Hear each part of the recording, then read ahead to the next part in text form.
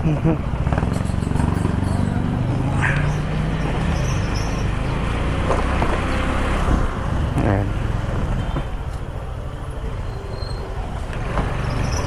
Dito sanayan ka lang, dapat medyo kahit pa paano kabisado mo na yung lugar.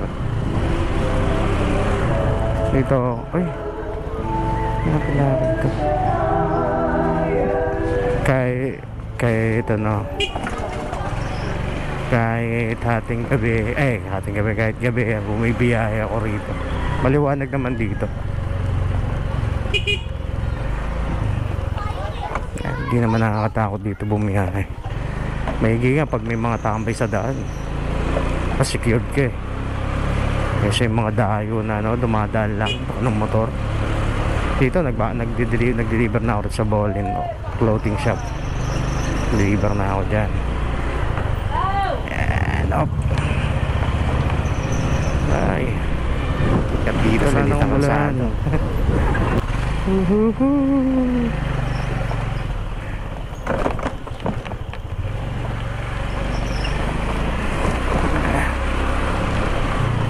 Kalang mapapako rito at mapaplatan. Talagang tula ka, talagang balala.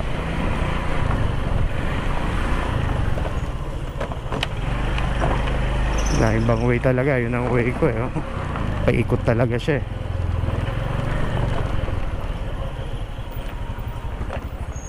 Diba?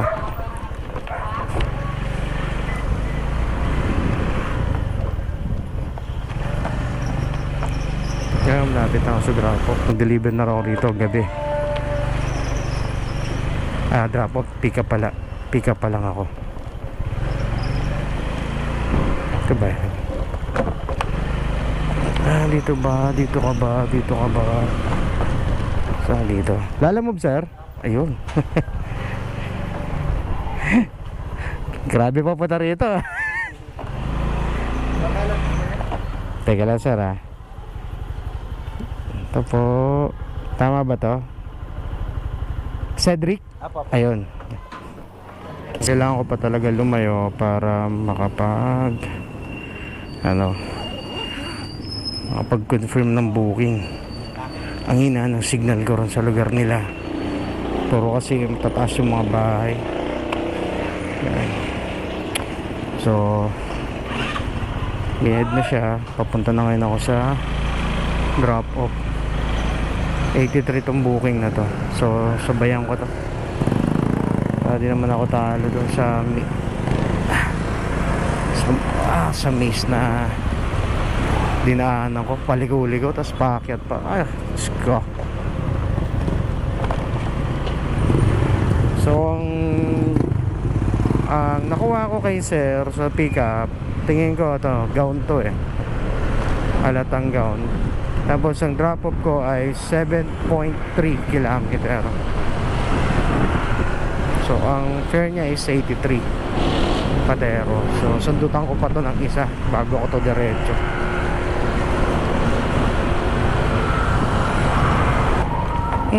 Kanina naman ako.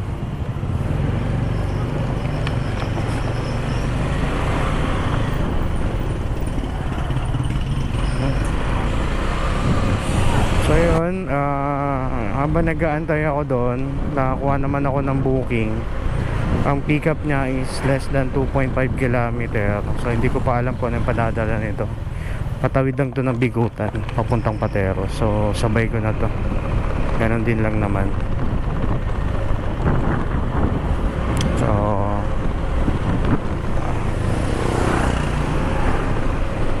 papunta na ako dito. Papunta na ako sa pick up. Hirap sumorgat.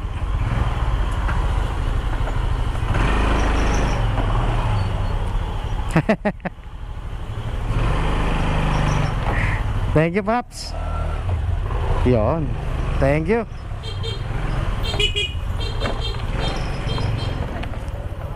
Kung yun, di nagkakitaan. Ito na ako sa pick-up. Lalamove, sir? Ito ko lang ah. Wala nakalagay na pangalan dito eh. Bali mga bote raw to ng pabango pipikapin. Ano nakalagay? Oo. Ito yan sa amin, tama yan. So, ito yung ano mo. Oo. Walang contact person. Sige, tawagan ko Wala, sir. sir. Yun, pabango pala to. Tingnan ko kasya rito to.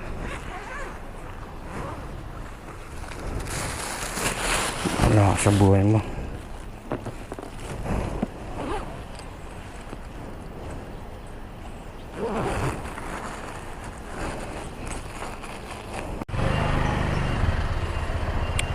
Tay, mali ako. Pindot ko yung tip na hindi pa dapat.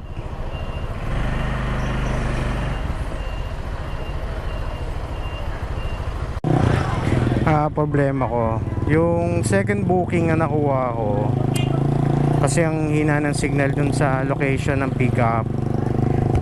Akala ko hindi ko pa siya na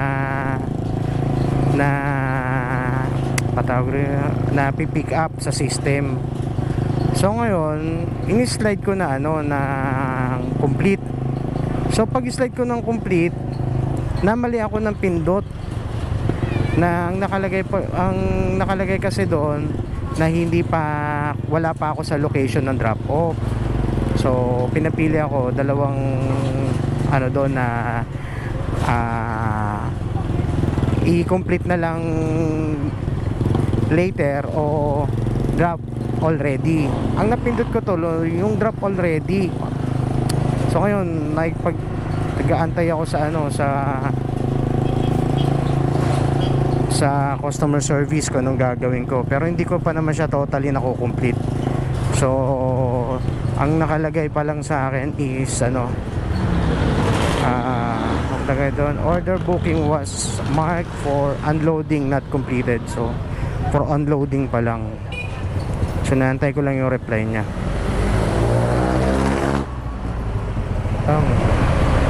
So hindi ko alam kung makaka-affect sa akin to. Hindi na daw na-edit. Aray ko po. Ay nako. So yan yung latex. 2 box ng latex ang pick up ko ngayon. Tingnan ko kung masasabayan ko pa to. Ay nako, naglolo ko na naman yung memory ko. So yun, nakuha ko na 2 latex. Yun nga lang naka-priority. So try ko rin makakuha pa sa booking kung pagbibigyan pa ako nila. Pag priority kasi talagang wala rekta na to So biyahe muna ako. Yan. Dito na ako sa drop off. Hindi na ako nakasabay. Wala akong makuha na sasabay ko. So tawagan ko lang ito si madam.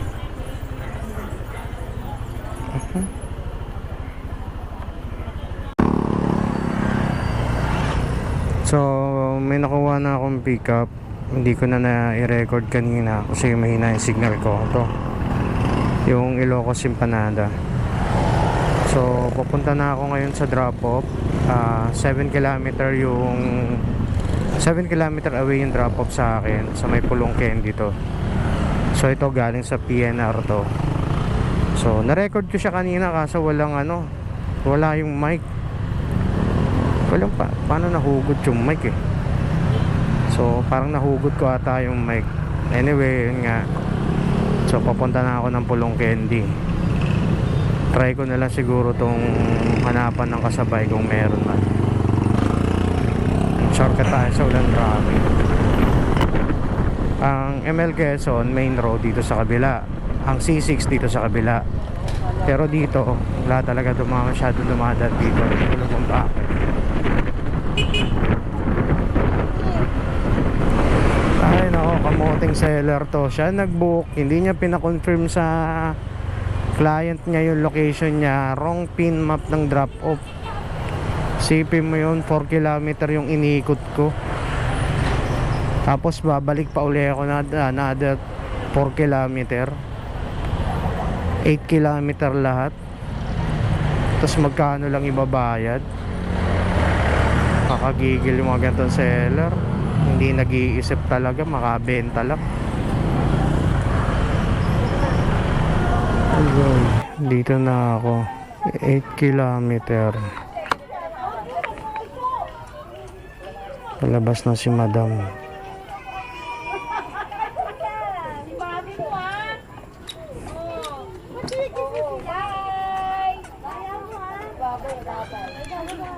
Ayos, buti na lang si madam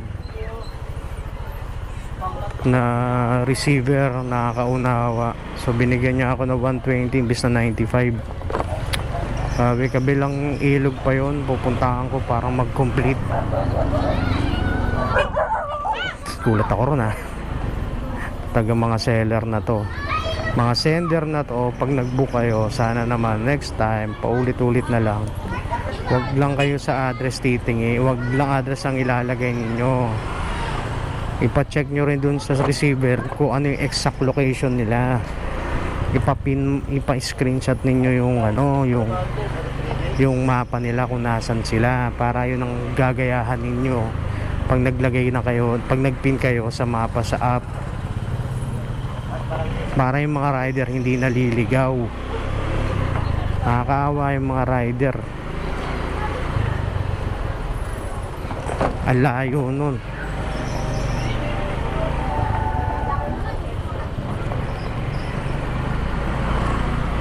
So ito na, nakuha akong pick up, papakalma lang.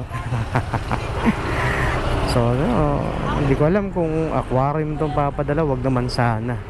So ano siya, 2.5 kilometer away sa location ko ang pick up. So papunta naman siya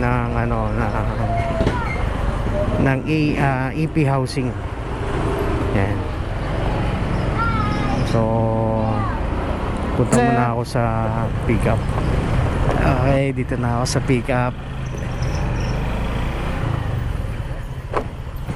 Saan dito ang nagtitinda ng isda? Sabi dulo daw siya, baka doon. Doon siya sa dulo. Ayun, yung may mga aquarium, mga breeder to. Tingnan ko nga ng mga isda niya. Ayun, dito na ako sa pick up ko.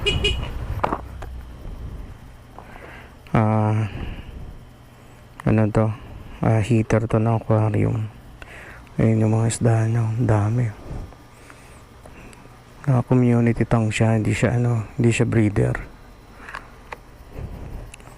Siguro hobby lang niya din yung mag-alaga ng mga isda. Ganda pa ng mga halaman niya sa ibabaw.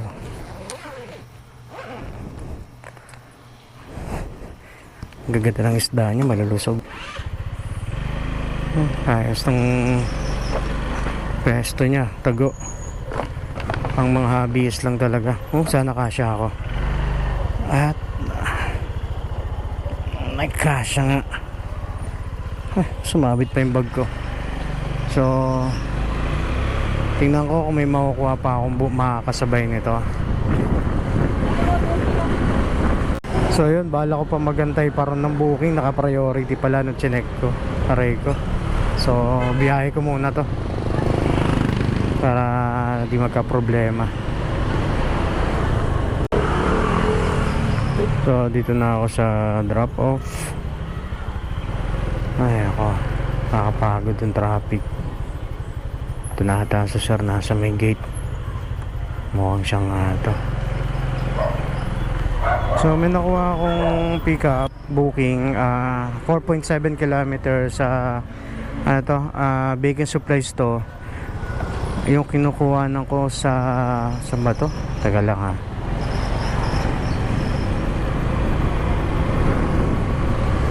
Ay, kinancel. Napakahusay. Okay, kinancel niya. Kinancel, okay lang. Di pa ako nakakalayo. So may pick up ako, less than 2.3 kilometers dito sa may central, papuntang Royal Palm ng Acacia. Ang naka-priority to, alam ko pagkain Ang rito, priority siya plus 40 pesos na extra. So kunin ko na to. Ayan. Uy, lala ko to So So, saan ako rito? Kaliwa ako. Up, dito na ako sa pick up. Ang kulit ko mag-drive. Tapos kanan ako. Dito kanan. Okay, dito na. Ayun na siya nakatayo. Hindi, tawagan ko pa. Ay, tumampas na pala ako. Tawagan ko lang. So, ito na yung item. Plancha sa buhok.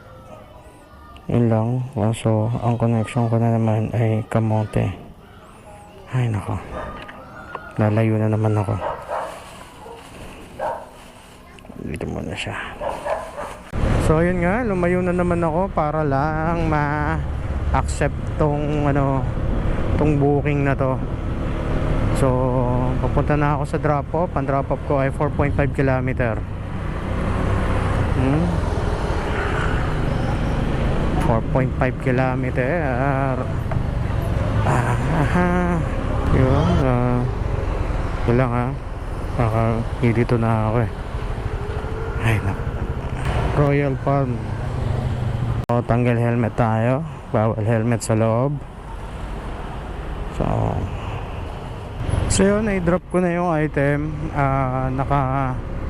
Ano tayo ngayon? Itong booking 546. May tip ba? Wala, maliit lang ang tip eh. So 546 na lang natin muna yan. And then kukuha naman ako ng biyahe pa Marikina para masundo si Mrs. Sana may makuha ko along the way Marikina, Pasig o kaya Cainta, Antipolo. Yan, meron dito Marikina kaso may abono, ayoko nag-aabono. 610 lang, papabonohan pa nila. So may nakuha akong booking pa Marikina naman to. Sakto. Papunta kay Mrs. Ang pick up ko is 4 km. Layo kasi ng U-turn eh, kaya mahaba yung sa may water fan. So doon ang pick up ko, pero di ko pa alam kung ano yung padadala. Di pa nag-reply sa text ko eh. Approaching na rin naman ako doon. Ano lang to, naka-regular lang to, regular booking lang to. So pwede ko itong sabayan mamaya kung may sasabay. Yan, lapit na ako sa pick up.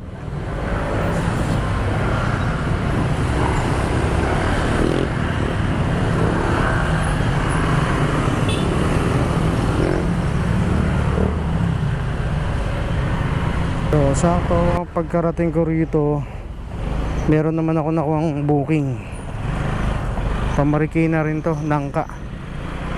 Kaso di ko alam, sana hindi to box. Ano to eh, doon sa RJ yung kinukuhanan ko ng mga frozen meat. So di ko lang alam kung gaano karami to. Bahala na.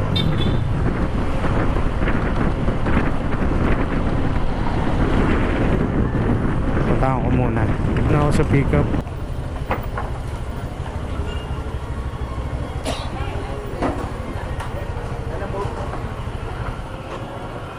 Okay.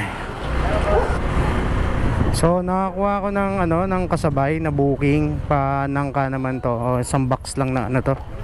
Isang box lang na frozen meat. Papunta na ako ngayon. Ang nito nasa 149. Tapos yung isa kanina 142. So papunta na ako ngayon sa drop off. Syempre ang una kong ida-drop yung damit. Kasi nung nasa Bungad eh. Tapos sunod to sa Nangka. Yan. Paano na to eh? Patawid na to ng San Mateo. So alis na muna ako. Malapit na ako sa drop off.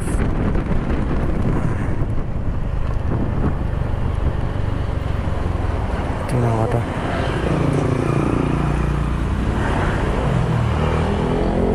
Ito ba to?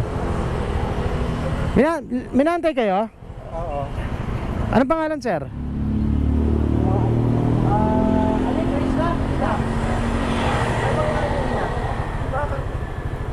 Ano ang pangalan niya?